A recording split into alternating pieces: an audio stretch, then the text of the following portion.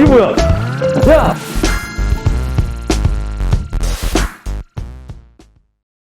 예, 안녕하세요. 법무법인 다뷴의 박변입니다. 여러분, 영업비밀이라는 말 일상에서 많이 들어보셨죠? 예를 들어서 맛집에 가서 음식이 너무 맛있습니다 하면서 이 비결이 뭐예요? 하면은 이거는 뭐 영업비밀입니다 라든지 아니면 뭐 일상에서 뭐 미디어에서 이렇게 종종 이렇게 들을 수 있는 그런 말이 영업비밀 이런 말일 겁니다. 저희 사무실에서도 영업비밀 침해와 관련된 그 승소 사례가 있는데요. 오늘은 실제 사례를 예로 들면서 이러한 그 영업비밀에 대한 이야기를 들려드릴까 합니다. 자, 이제 가볼까요?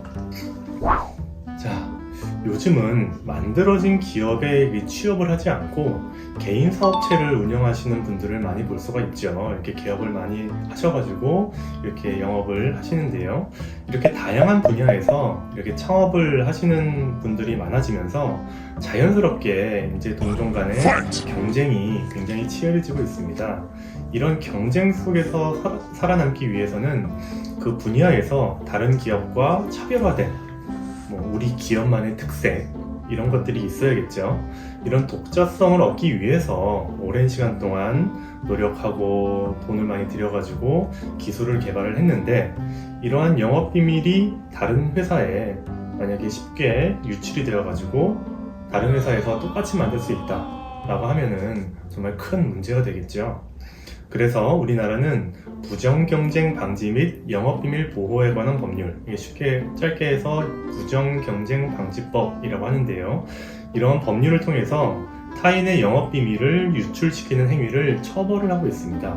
그럼 당사자가 비밀이라고 생각하는 모든 사실을 모두 영업비밀이라고 할 수 있을까요?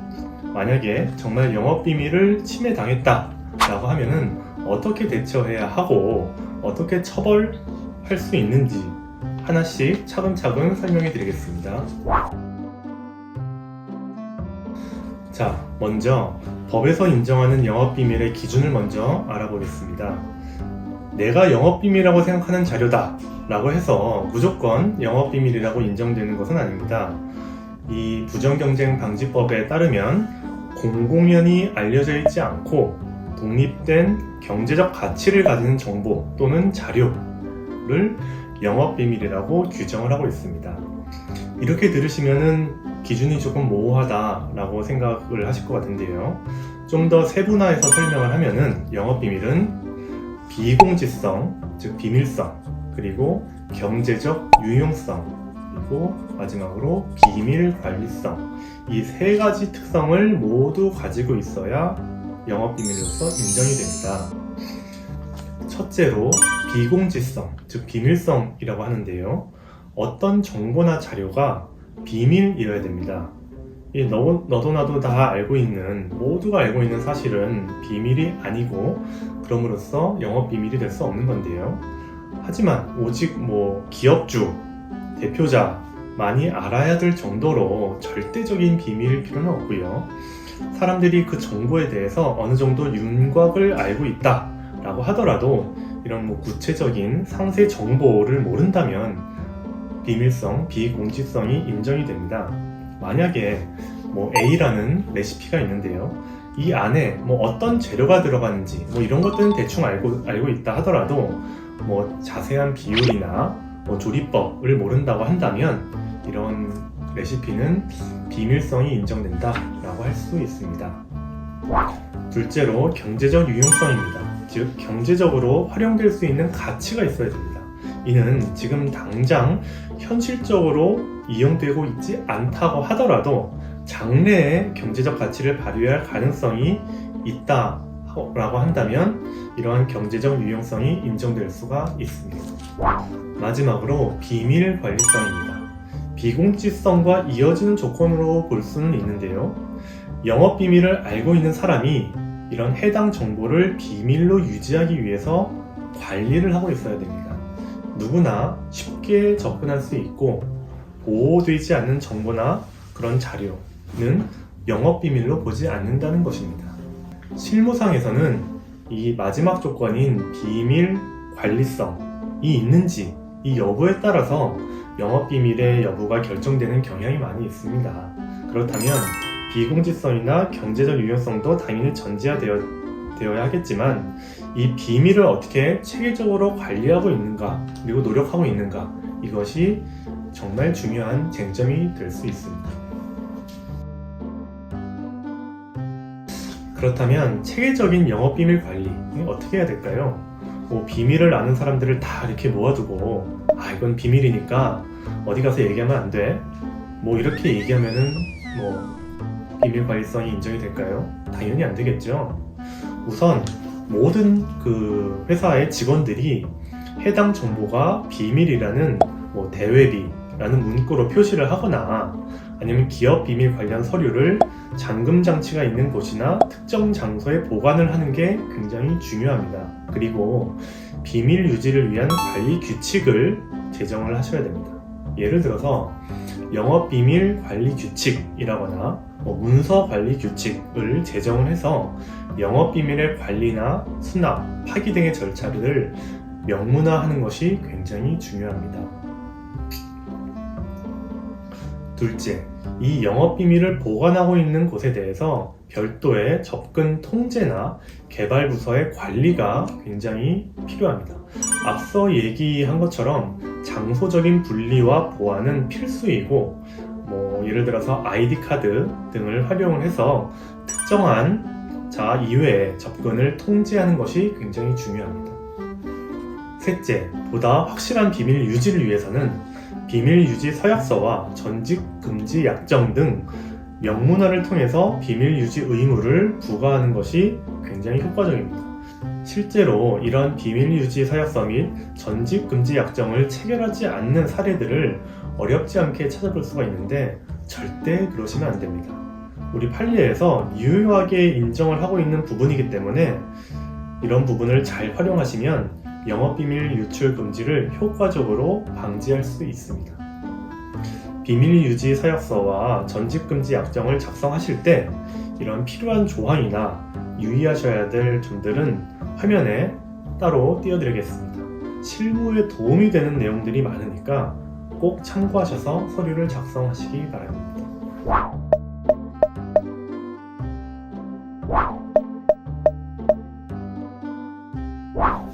넷째, 퇴사자 관리 역시 필요합니다. 퇴사한 후에도 계속 연락을 취하거나 감시를 할 수는 없겠죠. 그래서 사전에 영업비밀에 대한 철저한 인수인계를 해놓고 영업비밀과 관련된 서류 그리고 프로그램 등은 모두 반납하도록 해야 됩니다. 또한 재택 작업을 하는 경우에는 재택 작업 시에 남겨둔 서류 그리고 작업물에 대해서 역시 반납을 하거나 삭제할 수 있도록 확인서를 받아두는 것이 좋습니다. 또 앞서 말한 영업비밀 유지 의무, 전직 금지 의무 등을 위반할 시에 받을 수 있는 처벌 규정 등을 설명을 해주셔야 됩니다. 다섯째, 마지막으로 직무상 개발한 영업비밀에 관한 권리 귀속 약정에 대한 설명을 하도록 하겠습니다. 말 그대로 직원이 회사의 고용기간 중에 직접 개발한 정보가 영업비밀에 속하는 경우에 해당합니다. 딱 들어도 좀 복잡하다는 느낌이 좀 드시죠? 업무상 창작에 대한 권리의 귀속 관계는 당사자 간의 약정을 기본으로 하지만 만약에 이런 명시적인 약정이 없는 경우에는 다음과 같은 경우로 나눠볼 수 있습니다. 마찬가지로 화면에 자료를 좀 띄우도록 하겠습니다.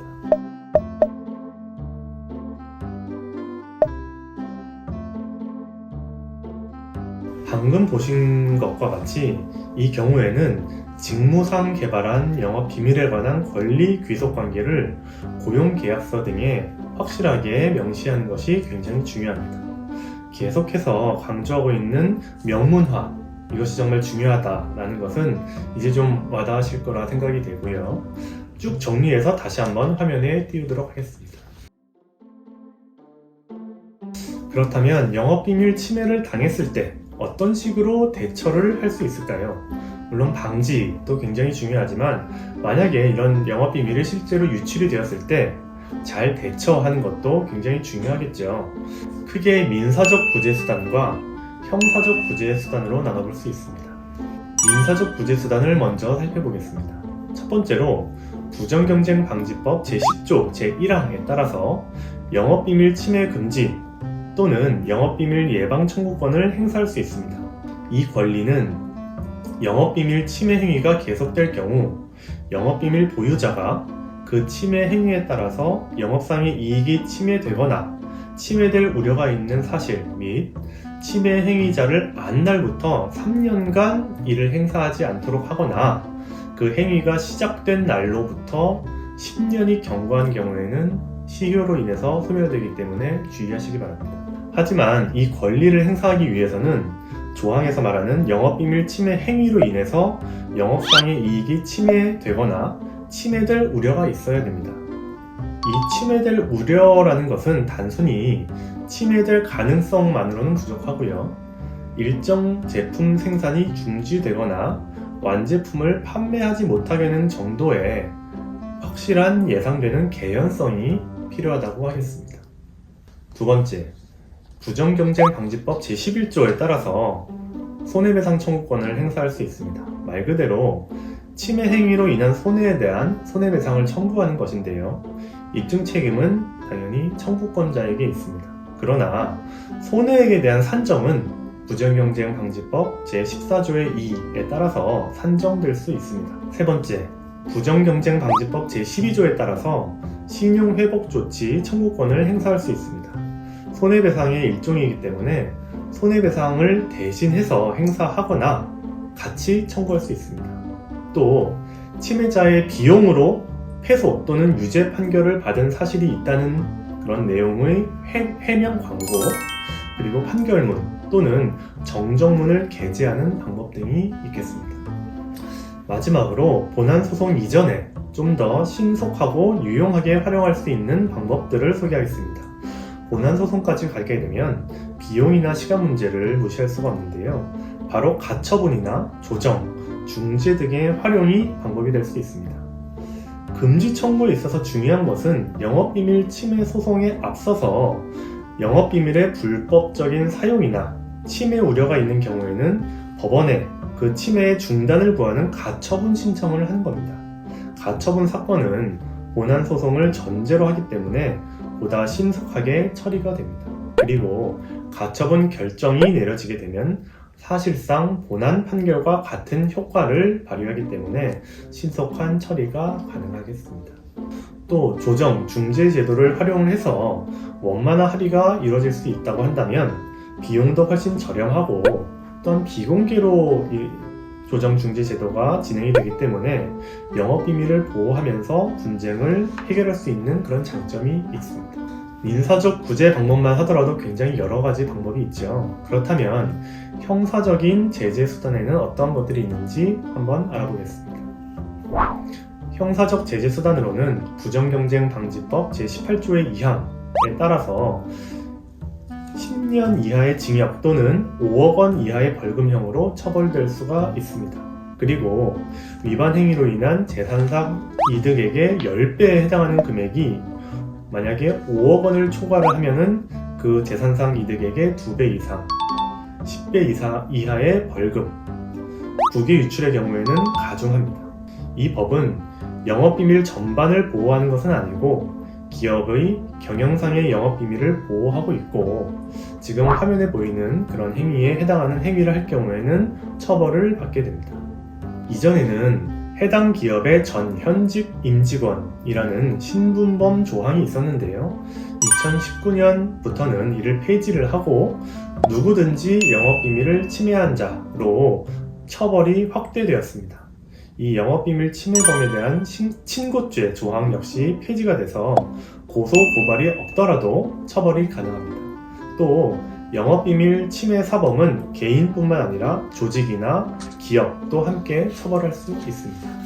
이런 방안들 외에도 기술보호 지원반, 기술보호 법무지원반, 중소기업 기술분쟁조정, 중재위원회 등의 다양한 기관을 통해서 도움을 받으실 수 있습니다. 오늘은 이렇게 영업비밀 침해에 대해서 알아봤습니다. 미디어에서 쉽게 접할 수 있는 그런 말이지만 기준이 생각보다 좀 까다롭기 때문에 번거로운 일을 예방하기 위해서 영업비밀 관리를 미리 철저하게 하시는 것이 무엇보다 중요하겠습니다. 다음에는 더 좋은 주제로 찾아뵙겠습니다. 감사합니다. 안녕.